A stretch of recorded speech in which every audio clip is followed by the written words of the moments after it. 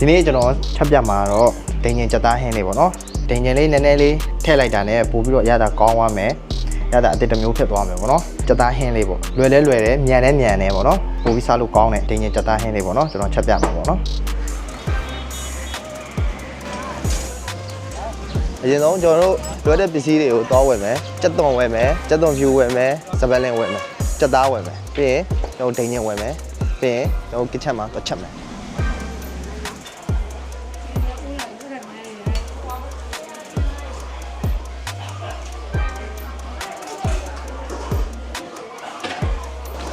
အဲ့ဒီဟိုက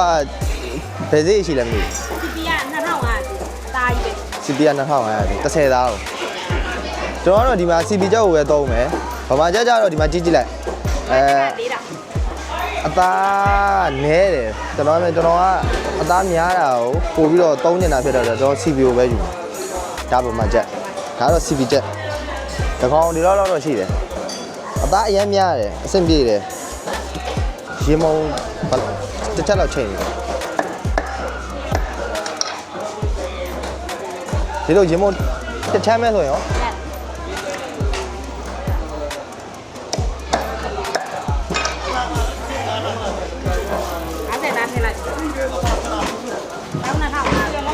နှစ်ယောက်စားမယ်ဆိုလို့ရှိရင်ဒီတစ်ခုဆိုရင်တစ်နက်စာလောက်တယ်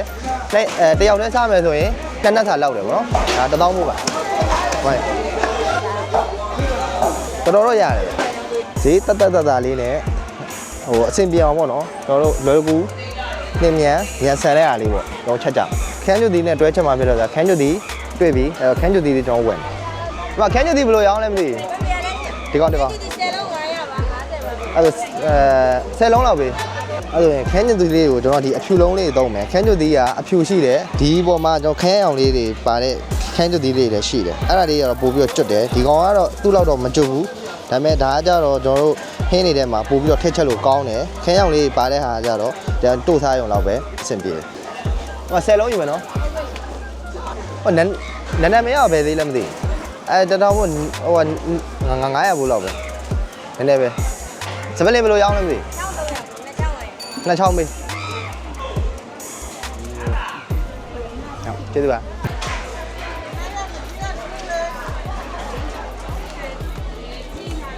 ငါးချက်သားလောက်ပဲရတယ်တပိတ်တာကို3500နေတာဟိုကထောင်မိုးလို့ရတယ်တစ်မိုးယူလိုက်မယ်ဘယ်လောက်ဖြူယူမယ်ကျတော့ဖြူရောဘယ်သေးလဲမသိဘူး30တောင်း2000ကျတော့ဖြူကတော့30သားကို2000ပါဘယ်လောက်ကြလဲမသိဘူးတော့3000နော်ဒီပါကျွန်တော်ဈေးထဲမှာတော့မနက်စာတော့စုံတယ်ကြောက်ကွေးရှိတယ်စမူသာရှိတယ်ပလာတာရှိတယ်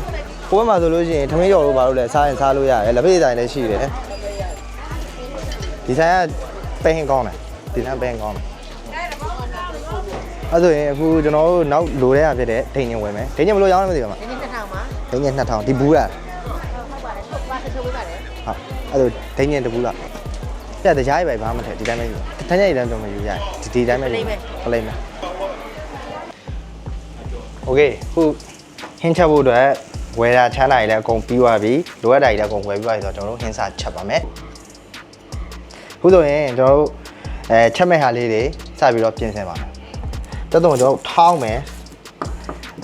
ငရုတ်ဆောင်နဲ့အနှစ်ပုံနဲ့ထောင်းပြီးမယ်ထောင်းပြီးတော့မှအနှစ်ချက်မှာပေါ့နော်ဟိုကျွန်တော်ဒီလိုခွဲလိုက်မယ်ခွဲပြီးတော့ဓာတ်ကြီးတွေကိုကင်ကြမလို့ဘူးတက်တော့ဒီလိုမျိုးလက်လေးနဲ့ဒီလိုမျိုးလေးအပေါ်ပုံလေးကိုခွာလိုက်ဒါဆိုလွယ်လွယ်ကူနဲ့ခွာလို့ပြီးသွားပြီပေါ့နော်ပြီးမယ်ဆိုလို့ရှိရင်လည်းဒီလိုမျိုးလေးကင်ပါဒါမှ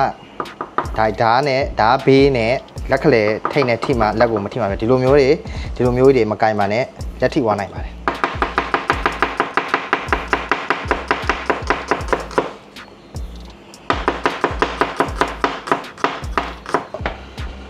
ကျွန်တော်တို့ဒါလေးကိုဘေးလေးနည်းနည်းကတ်ထားလိုက်မယ်တက်တော့အဖြူကိုကျွန်တော်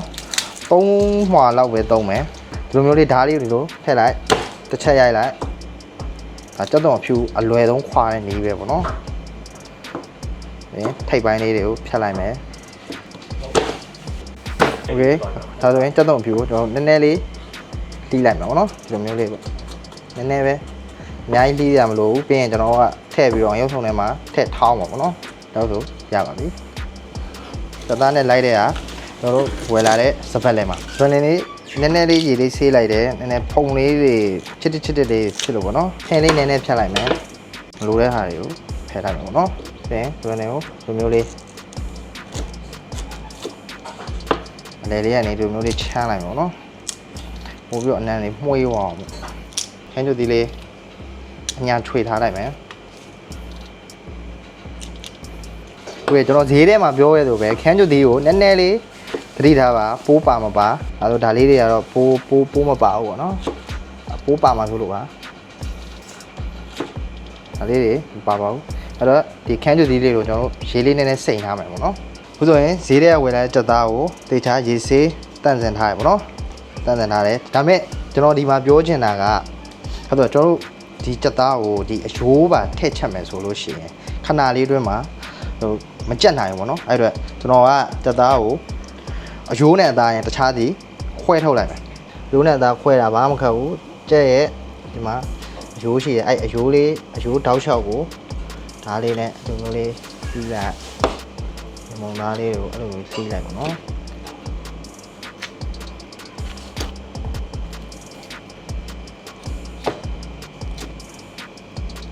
ကျွန်တော်ဒီမှာအသားလေးနည်းနည်းခြံပေးထားတယ်ဘာလို့လဲဆိုတော့နောက်တက်ဆုပ်ပြုတ်တို့ဘာလို့ပြုတ်တဲ့အချိန်ကျရင်အသားလေးပါတော့ပို့ပြီးတော့ရတာရှိတာပေါ့နော်ဟုတ်ဒါဆိုရင်ဒါကျွန်တော်တို့တုံးစာဒီမုံတုံးစာရပါပြီဒီမုံသားလေးကိုအလဲကနေနည်းနည်းလေးချမ်းလိုက်မယ်ပေါ့နော်ရေကုန်မသုံးဘူးအသားကြီးပဲကျွန်တော်သုံးမှာပေါ့နော်ရေကုန်ကတော့ဟိုကြော်ပဲစားတာဘလိုပဲစားတာပေါ့နော်ဒီပိုတဲ့ဟာတွေကိုဒါကိုခဏပေးမှဖယ်ထားလိုက်ကျွန်တော်လှီးထားတဲ့ဟာတွေပေါ့နော်စက်သွန်အဖြူအနီးစပယ်လင်းကျဲထည့်ထောင်းလိုက်မယ်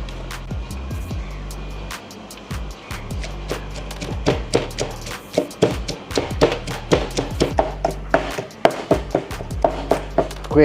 ဒါဆိုရင်တော့ထောင်းလို့လည်းပြီးပါပြီဒါဆိုရင်ညက်သွားပြီပေါ့နော်ကျွန်တော်ဟင်းအနှစ်ချက်လို့အဆင်ပြေပြီပေါ့နော်ဒီလောက်ဆိုရပါပြီအခုကျွန်တော်က ready made ပေါ့နော် ready made ဘူးနဲ့ရှိတဲ့ငရုတ်သီးအနှစ်လေးကိုပဲသုံးလိုက်မှာပေါ့နော်တကယ်လို့ကိုယ်တိုင်ငရုတ်သီးဒီလို ready made မကြိုက်ဘူးဆိုလို့ရှိရင်ငရုတ်သီးကြောင့်အနီပေါ့နော်အပွားတောင်းနေရှိတယ်အရှည်တောင်းနေရှိပေါ့အဲ့ဒါလေးကိုရေနဲ့စိမ်လိုက်ပါဒါမှမဟုတ်ပြုတ်လိုက်ပါပြုတ်ပြီးတော့အစိထုတ်မယ်ပြီးရင်ထောင်းလို့ရှိရင်ဒီလိုအနှစ်ရပါပေါ့နော်အယောင်နေမဟုတ်ပါသုံးလိုက်ရင်အဲ့ဒါပို့ပြီးတော့အရန်ဆက်သွားမှာဆိုလို့ပေါ့နော်မီးဘိုကတော့ induction ပေါ့နော် induction မီးဘိုကျွန်တော်ကတော့ induction မီးဘိုကိုပို့ပြီးတော့သဘောကျတယ်ဒီကmagnetic ကနေသူကအပူစီးကူးပြီးတော့သူကအိုးဓာတ်ရိုက်ပူစေတဲ့နီးနဲ့ပေါ့နော်ဟင်းချက်လို့ရပါပေါ့နော်အဲ့တော့ပန်ဖယ်မှာရှိတဲ့ stainless steel တို့တန်တို့ကနေလာပြီးတော့အိုးဓာတ်ရိုက်ပူစေတဲ့နီးနဲ့ပေါ့နော်အဲ့ကြောင့်မလို့လက်ဒီလိုတင်ထားလို့ရှိရင် induction မှာလုံးဝမပူဘူးဒီအိုးတင်မှာဒါသူကဒီအိုးနော်ပန်ဟိုပေါ့နော်ဓာတ်ရိုက်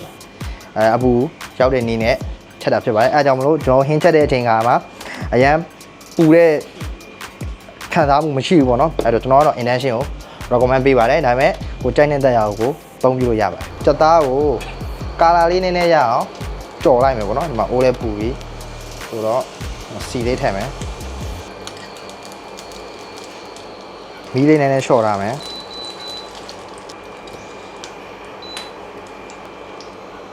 ဒါဆိုရင်ပူပြီးပိုးပူပြီးဆိုရင်ခုနကကျွန်တော်တီးထားတဲ့စက်သားထည့်ပါမယ်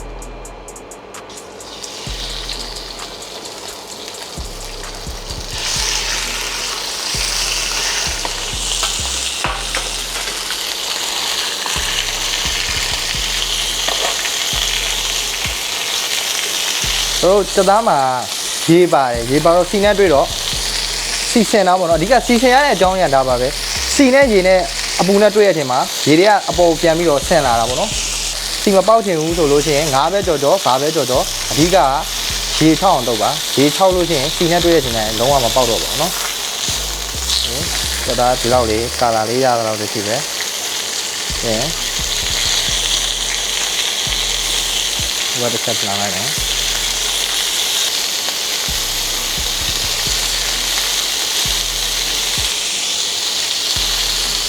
โอเคစက်သားတဲ့ကာလာလေးရပြီတော့ကျွန်တော်စက်သားကိုရေးလေးမှာခဏချထားလိုက်မယ်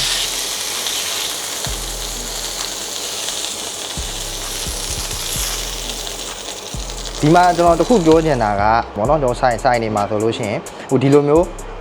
အိုးကဒါဆိုစက်သားကြော်ထားတဲ့ဟာအောက်မှာ caramelize ပေါ့နော် caramelize လေးဖြစ်သွားတယ်အဲ့ဒါကိုရေးလုံးဝဆေးမဖြစ်ပါနဲ့ ဒါလေးနဲ့ဆက်ပြီးတော့ပဲစီတက်ပြီးတော့ချက်ပါဒီအောက်မှာပန်မှာကတ်နေရတဲ့ပုံမှာ flavor အရသာတွေအကုန်ပါပါတယ်အဲ့တော့ဒါကိုချက်ချင်းအိုးယူကြော်ထားရဆိုပြီးတော့သွားမသေးပြပါနဲ့ဒီမှာပန်မှာကတ်နေတာ caramelize လို့ခေါ်တဲ့အရသာတွေ flavor တွေအပြည့်ပါပါတယ်ဒါဆိုရင်ကျွန်တော်မီးပြန်ဖွင့်လိုက်မယ်စီတက်မယ်ခုနကထောင်းထားတဲ့ဟာလေးထည့်လိုက်မယ်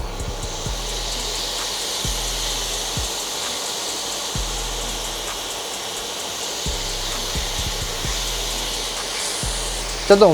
အနီတို့အဖြူတို့မှာပါတဲ့ရေဓာတ်တွေကခုနက caramelize ဖြစ်သွားတဲ့ဟာလေးတွေကိုသူ့ဆေးပြီးသားဖြစ်သွားတယ်ဒီ glaze ပေါ့နော်ကျွန်တော်တို့အခေါ်ကတော့ဒီ glaze လို့ခေါ်တာပေါ့နော်ဒီ glaze လောက်လိုက်တာပေါ့နော်လှသွားပါတယ်နော်ဒါကျွန်တော်တို့အခေါ်တော့ဒီ glaze လို့ခေါ်တာပေါ့နော်ညိုဒီအနှစ်လေးထည့်ပါမယ်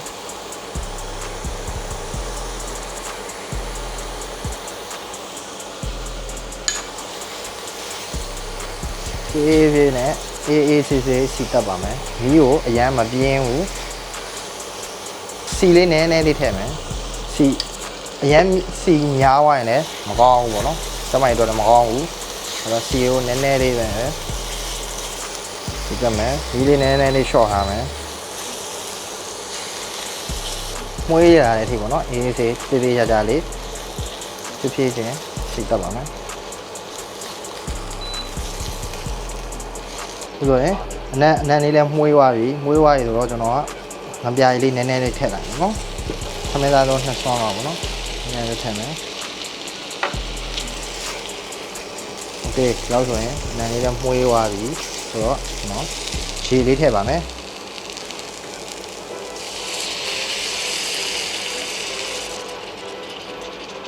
ခါတဲ့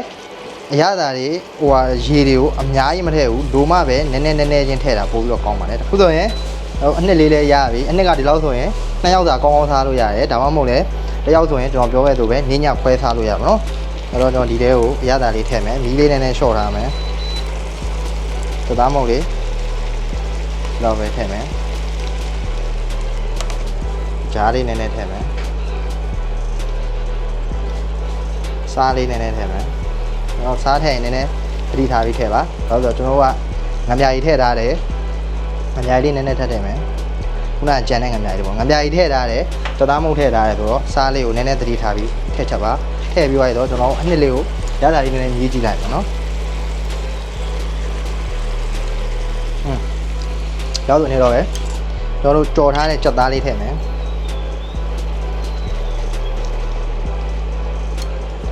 သားလေးထည့်မယ်။စသားကိုဆင်ပြလို့ကိုစားခြင်းနဲ့အတုံးပမာဏဆိုင်ကိုတီးပြီးတော့စားလို့ရပါတယ်ကျွန်တော်ကတော့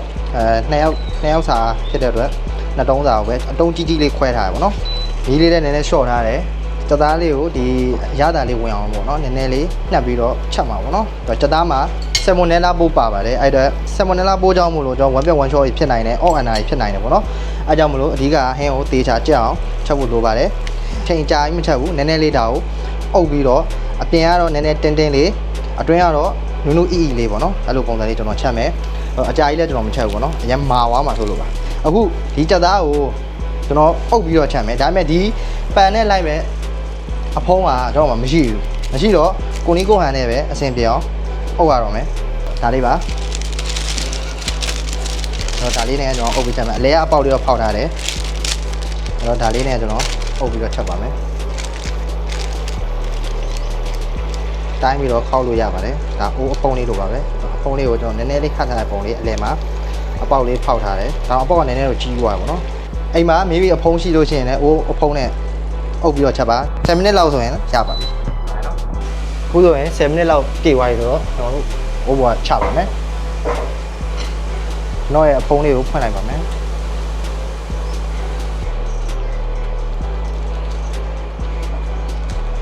လေးကိုဒီမှာထားလိုက်မယ်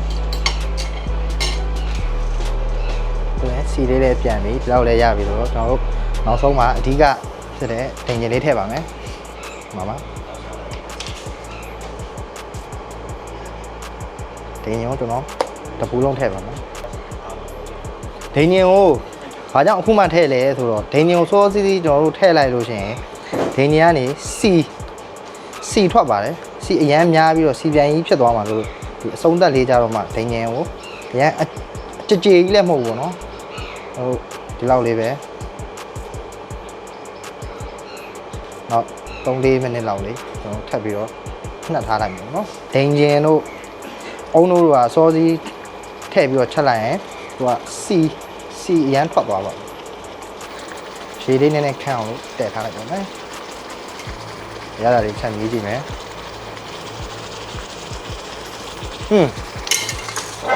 ကောင်းပါလေဒိန်ရဲ့ချင်းနဲ့ရတာပါတယ်နည်းနည်းညိုဒီရဲ့ဆက်တဲ့အရသာလေးပါတယ်ပြီးတော့အများကြီးလေးထည့်ပြီးတော့စီသက်ထားတဲ့အတွက်ပို့ပြီးတော့မှုေးတယ်တော့ဆိုရင်ရတာလေးလည်းရပြီသသားလေးကလည်း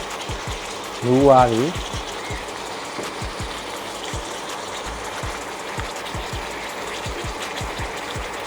အနှစ်လေးလည်းကြာသွားပြီဆိုတော့ကျွန်တော်တို့နောက်ဆုံးအဆုံးသက်လေးနည်းနည်းမလေးထည့်ပါမယ်နည်းနည်းမရအကိုကြိုက်ရင်လည်းထည့်ပါမကြိုက်ရင်လည်းမထည့်ပါနဲ့ကျွန်တော်ကတော့နည်းနည်းမလေးနည်းနည်းလေးထည့်ပါမယ်အဲ့ဆိုတော့ချိန်နိုင်ဝက်လောက်နဲ့ရှင်းတဲ့ပွဲကိုနည်းနည်းထပ်ချက်နိုင်ပါပြီ